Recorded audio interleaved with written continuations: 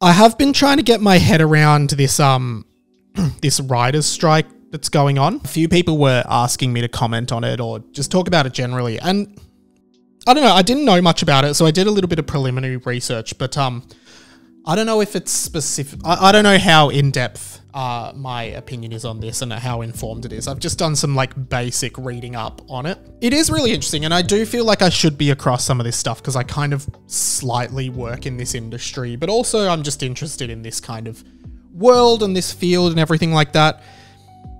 I think the main thing that I can gather from it is that like TV writers and movie writers and stuff basically want more money. They're unionizing, they're collectively bargaining, and they're saying, we want this and we want these things and blah, blah, blah. And there's a few things. There's basically, you know, it's the classic, hey, we think we should get more money. And then the people at the top are like, no, you shouldn't. We don't want to pay you more money because then that means we make less profit. And of course, the world runs on profit and businesses making as much money as possible while paying people as little as possible.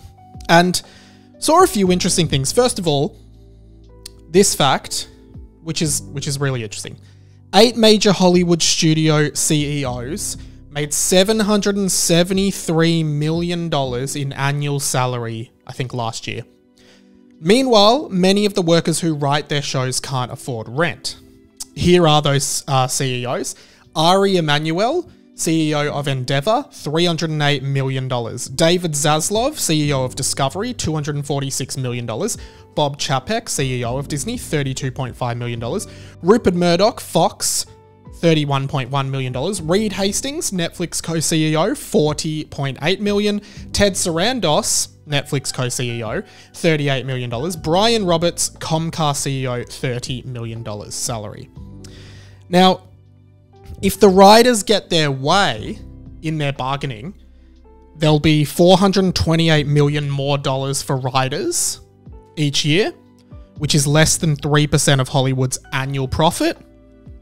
So Ari Emanuel and David Zaslav can foot that bill themselves and still have $63 million salaries next year, but they're not going to do that.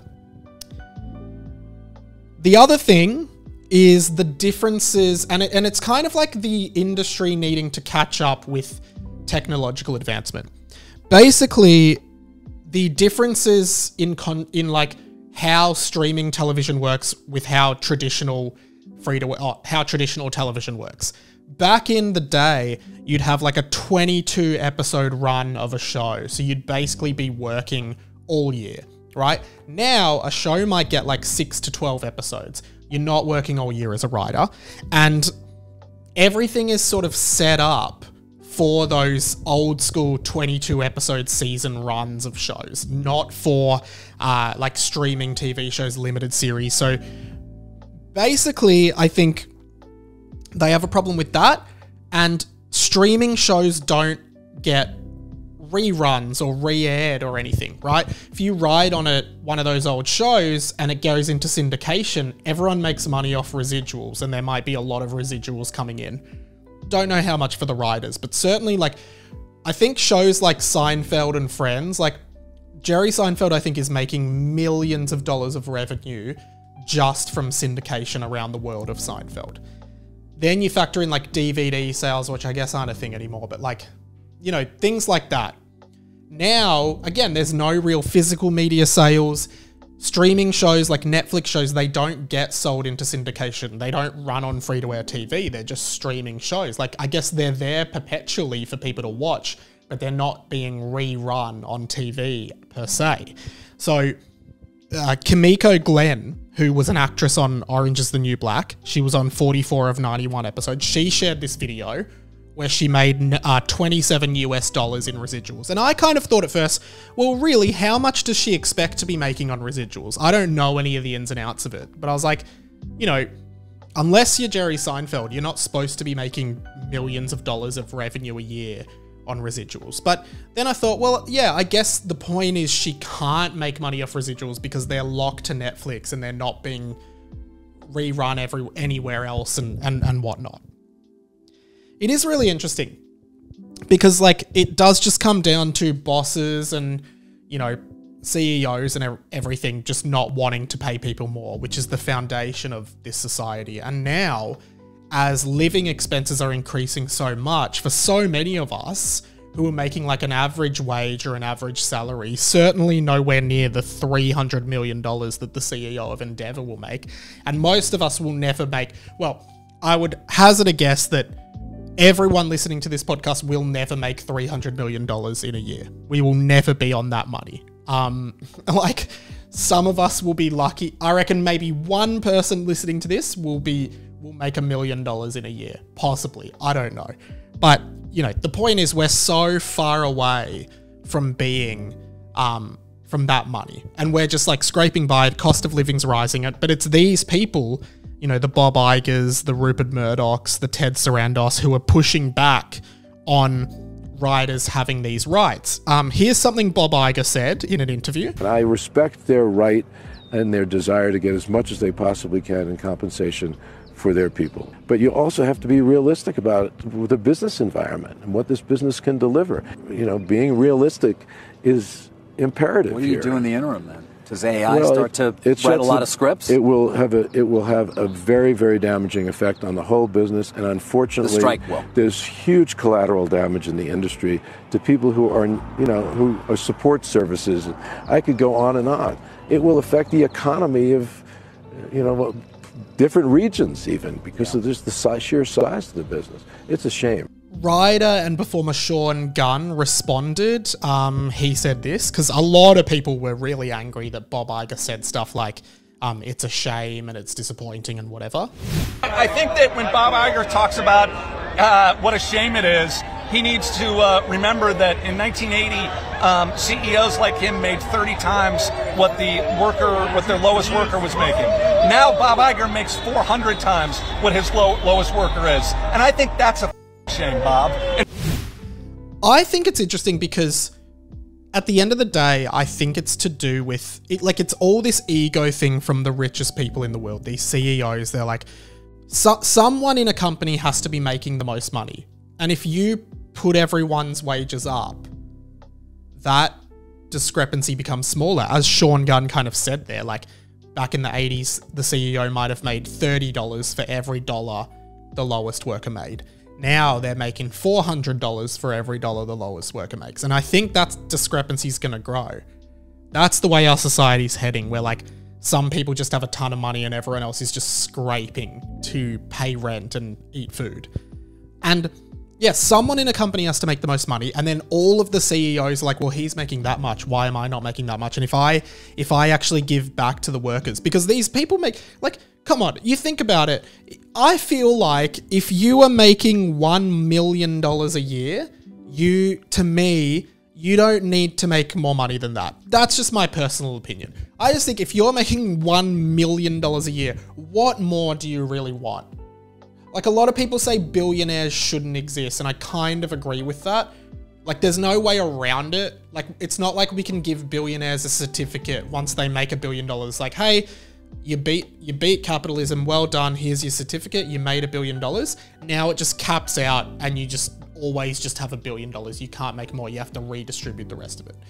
We can't do that, but I still think billionaires shouldn't exist. But you know, all these millionaires making 300 million, 200 million, 45 million, they can easily like distribute some of that wealth, distribute some of it back to their workers and stuff, but they just don't want to because it's like, well, why should I have to do that? Because this other CEO makes this much. It's like this dick swinging contest. It's crazy.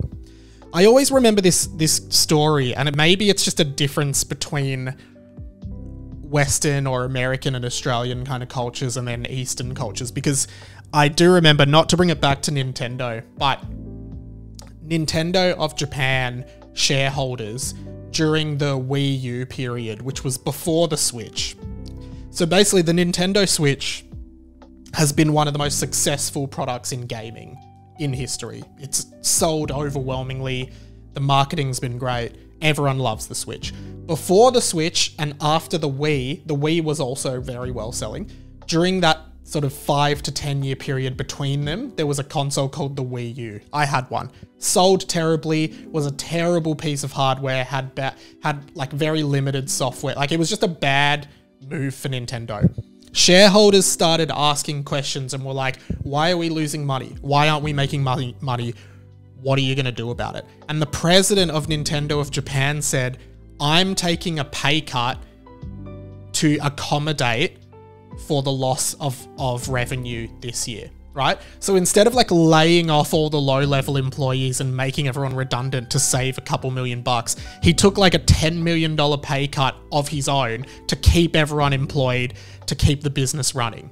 So he's a CEO who made a self-sacrifice for the business, and now the business is like flourishing again. I just find it interesting because I don't think you would ever see an American CEO do that.